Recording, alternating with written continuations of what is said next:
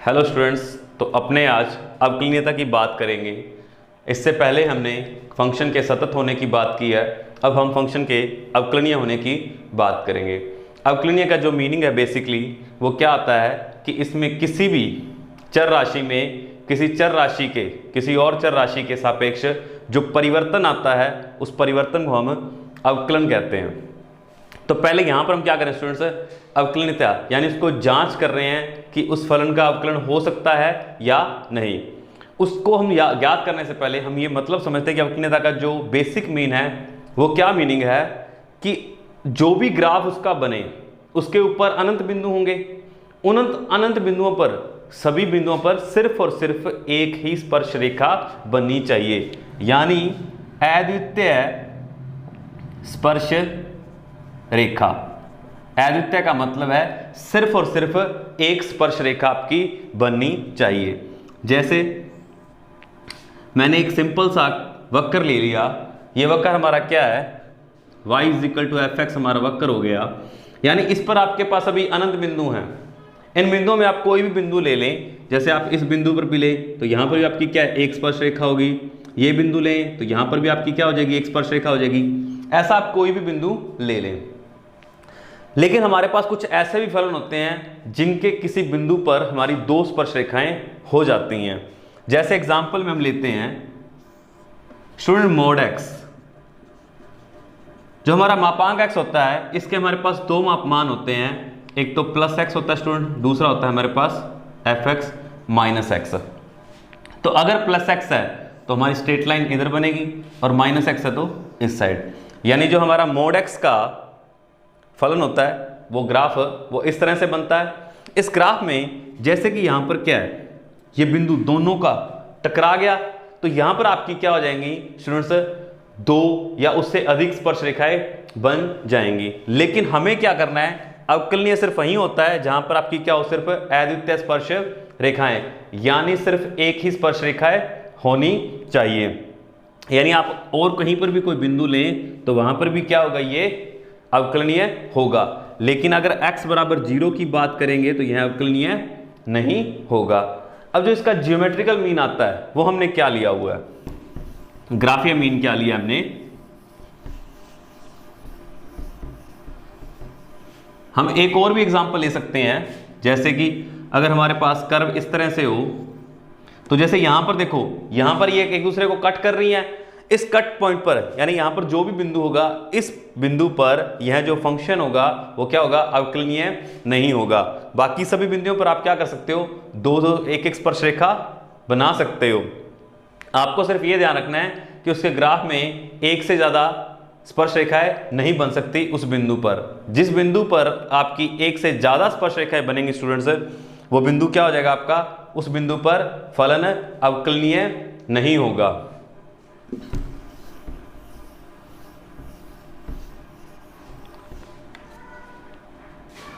तो स्टूडेंट मानना हो कि आपके पास जैसे ये एक कर्व है और ये इसकी क्या है, वक्र की छेदन रेखा होगी।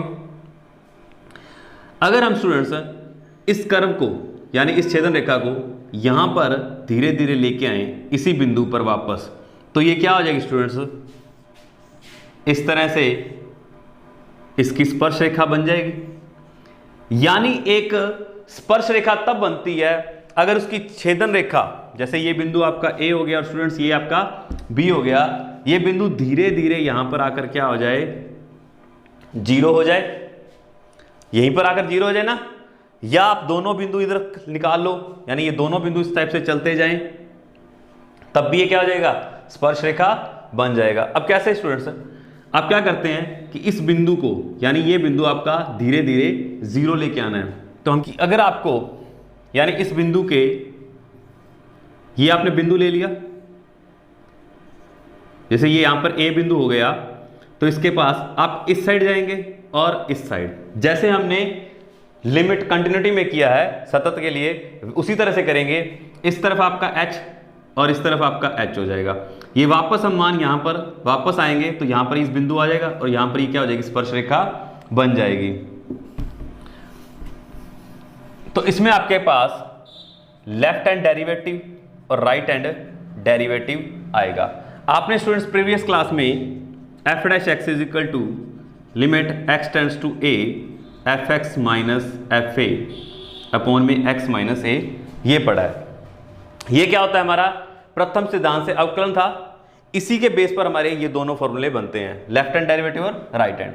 जैसे आपको x बराबर c यानी आपका फलन है y equal to f x, और आपको x बराबर c यानी उसके बिंदु पर इसकी स्पर्श रेखा यानी इसके अवकलनीय होने की जांच करनी है, तो क्या करेंगे, f dash c minus h या c जीरो कह सकते हैं students, limit h tends to zero F C minus h minus F C upon में c minus h minus c.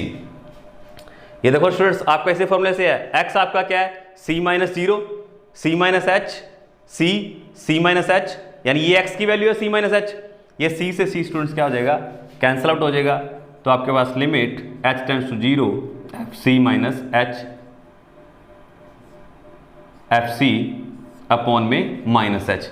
ये आपका जैसे उसमें लेफ्ट हैंड लिमिट थी, इसमें हमारा क्या आ जाएगा, लेफ्ट हैंड डेरिवेटिव यानी अवकलनीय, डिफरेंशिएबिलिटी होती है अवकलनीयता, इसी के बारे में जानना है आपको। इसमें हमारे पास क्या है कि आपको सिर्फ उस एक बिंदु पर एक स्पर्श रेखा होनी चाहिए, अगर किसी बिंदु पर दो स्पर्श रेखाएं या उससे ज्यादा स्पर्श रेखाएं बनती हैं तो वहां पर वो फलन हमारा क्या होगा, अवकलनीय नहीं होगा। इसी तरह हमसे राइट हैंड डेरिवेटिव निकालेंगे, F dash C plus H या जीरो कह लें, यहाँ limit h tends to zero F C plus H minus F C plus H minus C से सी कैंसिल होगा students, limit h tends to zero F C plus H minus F C upon में h। तो हमारे पास students ये दोनों फॉर्मूले आते हैं। अगर आपको सिर्फ और सिर्फ एक बिंदु पर अगर हमें स्पर्श रेखा अवकलनीय की जांच करनी है, इसका मतलब हमारा लेफ्ट हैंड डेरिवेटिव और राइट हैंड डेरिवेटिव बराबर आना चाहिए और ये एक निश्चित मान आना चाहिए, यानी एक फाइनाइट फिक्स वैल्यू आनी चाहिए, अनंत नहीं आना चाहिए।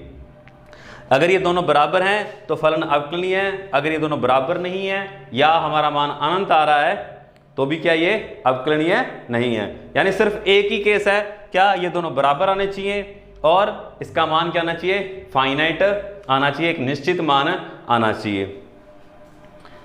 इसी तरह हम स्टूडेंट्स क्या करेंगे, ये आपके दोनों फॉर्मूले बेसिक अवकलनीयता के लिए। अगर हमें किसी अंतराल के बीच में निकालना हो तो हमारे पास दो इंटरवल्स हैं, एक ओपन और एक क्लोज। तो स्टूडेंट्स ओपन इंटरवल में जैसे हमने कंटिन्यूटी के लिए किया था वही सेम सिस्टम है कि इसके बीच के जितने भी पॉइंट्स हैं उन सभी पर हमें क्या करना चाहिए, अवकलनीयता की जांच करनी है। यानी उन दोनों में हम क्या उस पॉइंट पर क्या करेंगे, जैसे हमने एक एक पॉइंट के लिए निकाला ना, उसी तरह से हम चेक करेंगे कि इसमें जितने भी पॉइंट्स हैं वो सभी क्या है, अवकलनीय होने चाहिए। क्लोज इंटरवल में क्या चेंजेस है कि एफ डैश सी यानी इसके बीच का जो बिंदु है, या ये कहें कि ये ओपन इंटरवल में भी क्या होना चाहिए, अवकलनीय होना चाहिए। पहली कंडीशन इसकी ये है कि यह ओपन इंटरवल यानी विवर्त अंतराल में यह एफ डैश सी होना चाहिए, यानी उसको जितने भी इसके बीच के बिंदु हैं ओपन इंटरवल में हम चेक करेंगे कैसे कि इसके बीच के जितने भी बिंदु हैं उन सभी बिंदुओं पर हम क्या करेंगे स्टूडेंट्स, अवकलनीयता की जांच करेंगे। दूसरा, लेफ्ट हैंड डेरिवेटिव चेक करेंगे किस पर, राइट वैल्यू पर, यानी एफ डैश ए पर। इसका मतलब क्या students, f dash a minus h, इसको निकालने का मतलब limit h tends to zero F a minus h minus F A upon में a minus h minus a से ए कैंसिल आउट हो जाएगा और फाइनली हम क्या लिख सकते हैं, F a minus h minus F A upon minus H. जो इसका मान है ना स्टूडेंट वो किसी के बराबर नहीं, ये मान सिर्फ विद्यमान होना चाहिए, यानी एक फाइनाइट वैल्यू होनी चाहिए, बस माइनस किया यानी इन्फिनिटी ना आए, अनंत नहीं आना चाहिए, ये मान क्या होना चाहिए, एग्जिस्ट होना चाहिए, विद्यमान होना चाहिए। थर्ड सेम केस इसका right hand derivative f dash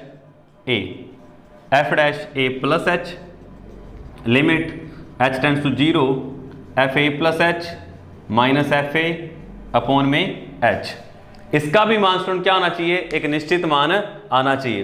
देखो आपको दोबारा देख लेते हैं हम, अगर आपको एक बिंदु के लिए निकालना है तो आपको सिर्फ इन दोनों फॉर्मूले को यूज करना है, यानी ये लेफ्ट हैंड डेरिवेटिव और राइट हैंड डेरिवेटिव दोनों क्या आने चाहिए, बराबर आने चाहिए और एक निश्चित मान आना चाहिए। उसके बाद हमें अगर ओपन विवर्त इंटरवल में देखना है, अंतराल में, तो क्या करना है, इसके बीच के जितने भी बिंदु हैं उन पर हमें अवकलनीयता की जांच करनी है। तीसरा हमारे पास आता है समवर्त अंतराल।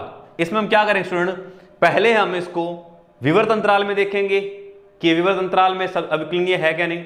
उसके बाद हम इसमें राइट हैंड डेरिवेटिव और लेफ्ट हैंड डेरिवेटिव दोनों के मान देखेंगे। और ये दोनों मान बराबर की बात नहीं कर रहा मैं यहाँ स्टूडेंट्स, सिर्फ इनके मान क्या होने चाहिए, कि निश्चित मान आने चाहिए। अब स्टूडेंट बेसिक एक कंडीशन क्या है, अवकलनीय हमारे उन्हीं फलनों को चेक कर सकते हैं जो सतत होंगे। जो फलन हमारे सतत नहीं होंगे हम उन पर अवकलनीयता चेक नहीं करेंगे। जो फलन हमारे सतत होंगे वही अवकलनीय हो सकते हैं या नहीं हो सकते, जरूरी नहीं है आपके पास स्टूडेंट्स। यानी जो फलन सतत होंगे सिर्फ उन पर आप अवकलनीयता की जांच कर सकते हैं, वो अवकलनीय हो भी सकते हैं और नहीं भी। लेकिन जो फलन हमारा सतत नहीं है जिस बिंदु पर, तो वह उस बिंदु पर अवकलनीय भी नहीं होगा। 6.2 का हमारा फर्स्ट क्वेश्चन है। इसमें हमें क्या करना है कि ये x के किसी भी मान के लिए क्या होना चाहिए, क्या अवकलनीय है क्या नहीं, इनको सिद्ध करना है। तो पहले हमें ये देखना होता है कि सतत है क्या नहीं। तो हमें स्टूडेंट्स पता है f(x) बराबर x, ये एक तत्समक फलन है और तत्समक फलन हमारा क्या होता है, हमेशा ही सतत होता है। तो हम यह इसकी अवकलनीयता की जांच कर सकते हैं। तो हमें ये किसी बिंदु के लिखा है तो हम वो बिंदु जानते नहीं है, तो मान लो कि x माना x बराबर c पर इसकी अवकलनीयता की जांच करते हैं। तो हमें स्टूडेंट्स लेफ्ट हैंड डेरिवेटिव निकालना है, वो क्या है f डैश c माइनस 0। जो बिंदु होगा हम उसी की बात करेंगे, c minus 0 limit h tends to 0। ये f डैश का मतलब यहाँ पे अवकलन ही हो रहा है, यहाँ पर f dash c minus h minus F C upon, direct minus h रख सकता हूं मैं यहाँ पर, आपके डायरेक्टली माइनस एच ही आएगा, कैंसिल आउट हो जाएगा c से c। अब स्टूडेंट हमारे पास क्या है, इस मान को इसके अंदर रखना है।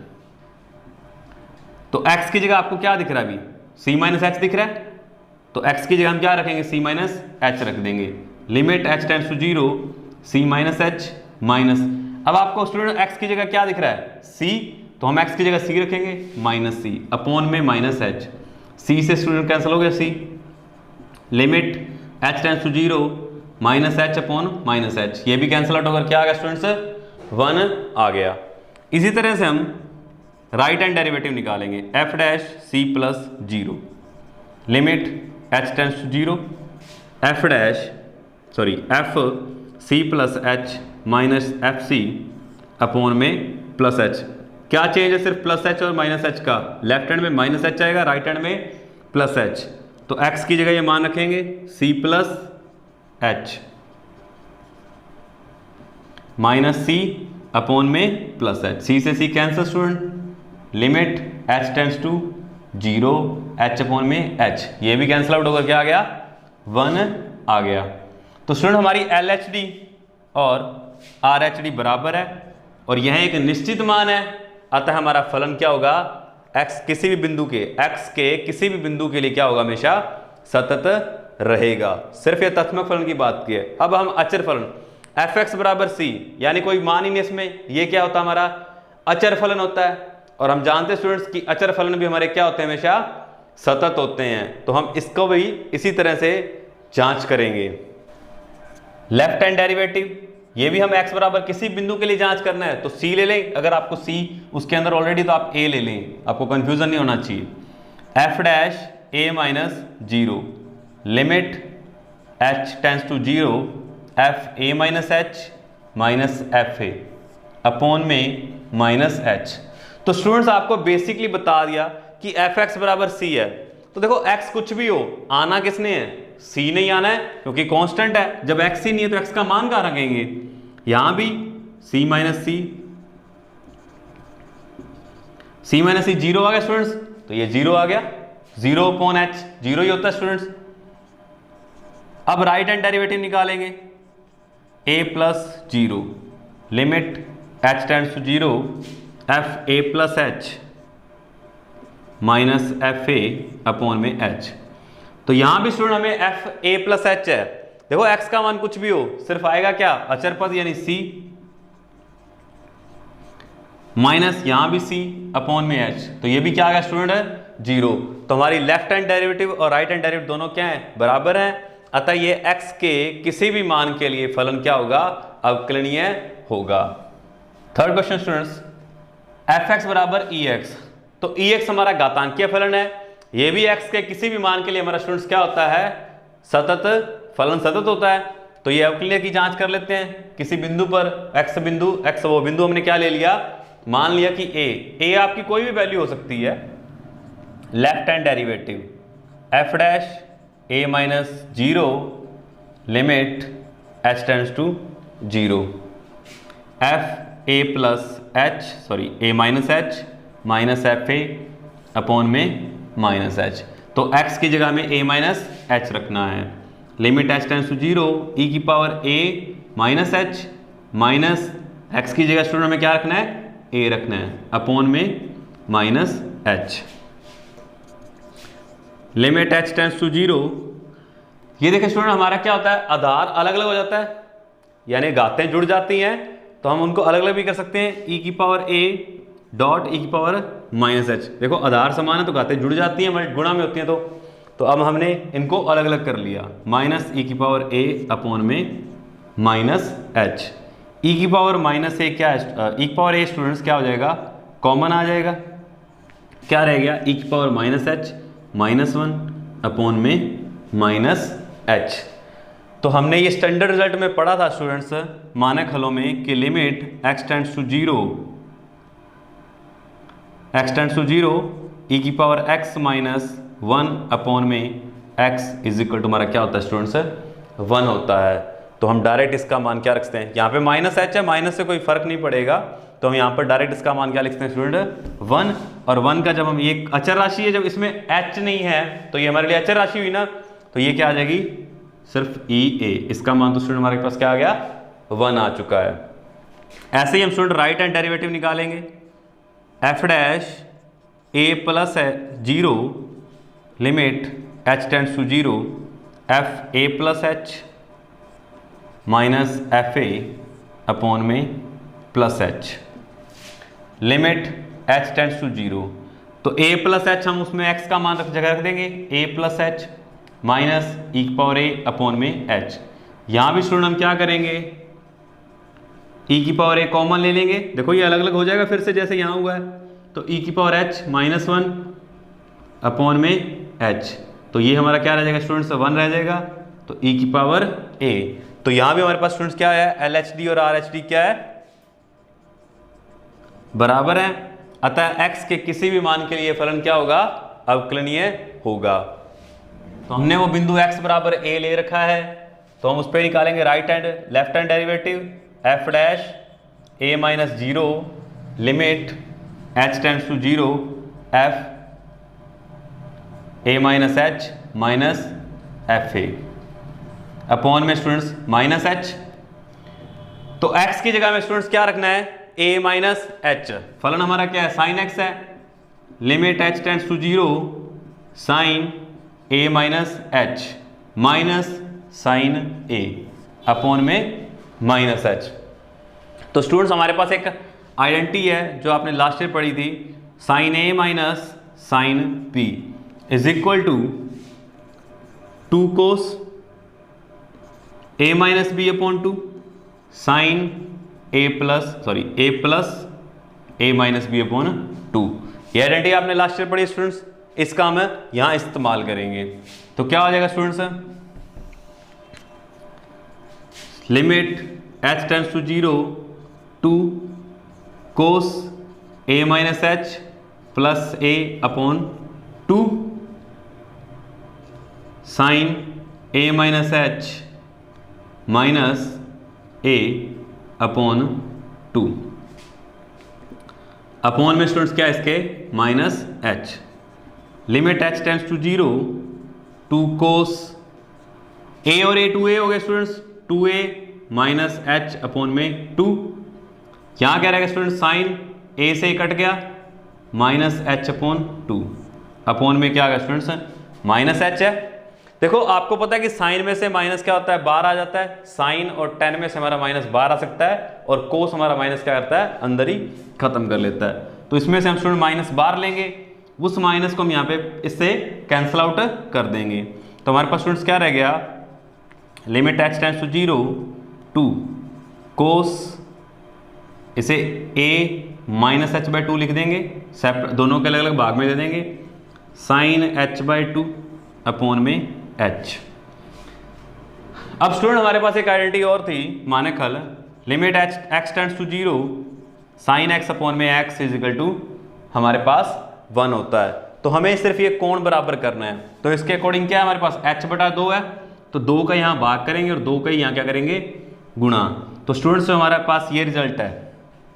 इस साइड आ जाते हैं, इस 2 से तो ये 2 कैंसिल आउट कर देंगे, limit h tends to 0 cos a minus h by 2 multiply में limit h tends to 0 sine h by 2 h by 2।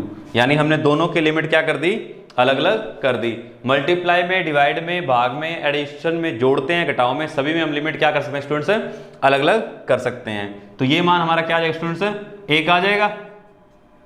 यहां हम h का मान 0 रखेंगे तो क्या आएगा स्टूडेंट्स, कोस a। तो हमारा कोस a क्या आ जाएगा, कोस a इंटू a क्या आ जाएगा, कोस a आएगा। तो हमारी लेफ्ट हैंड डेरिवेटिव क्या आ गया स्टूडेंट्स, कोस a। अब हमें राइट हैंड डेरिवेटिव निकालना है इसी तरीके से।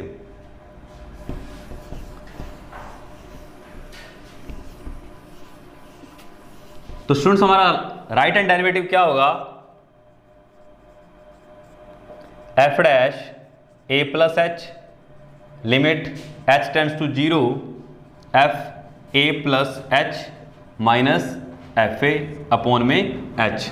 तो स्टूडेंट्स हम x का मान यहां पे रखेंगे, क्या है, a प्लस h। तो limit h tends to 0 sine a plus h minus sine a upon में h। तो यहां पर स्टूडेंट हमारे पास फिर से वही आइडेंटिटी जो हमने अभी बताई थी आपको, वो लग जाएगी कि limit h tends to 0 2 cos a plus h minus a plus a upon 2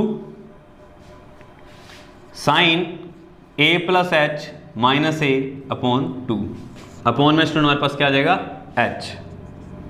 limit h tends to 0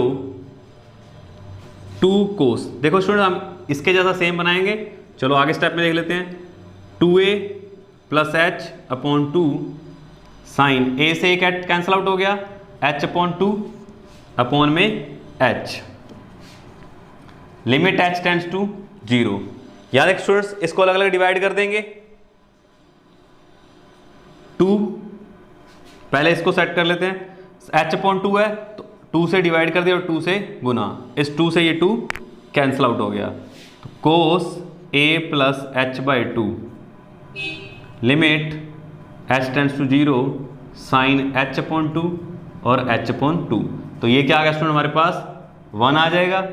यहाँ हम h का मान 0 रखेंगे तो क्या आ जाएगा स्टूडेंट्स, कोस a। तो कोस a का इससे गुणा हुआ तो कोस a आ गया। हमारे पास RHD और LHD दोनों ही क्या आ गई, बराबर आ गई। अतः हमारे ये x के किसी भी मान के लिए फलन क्या होगा, अवकलनीय होगा।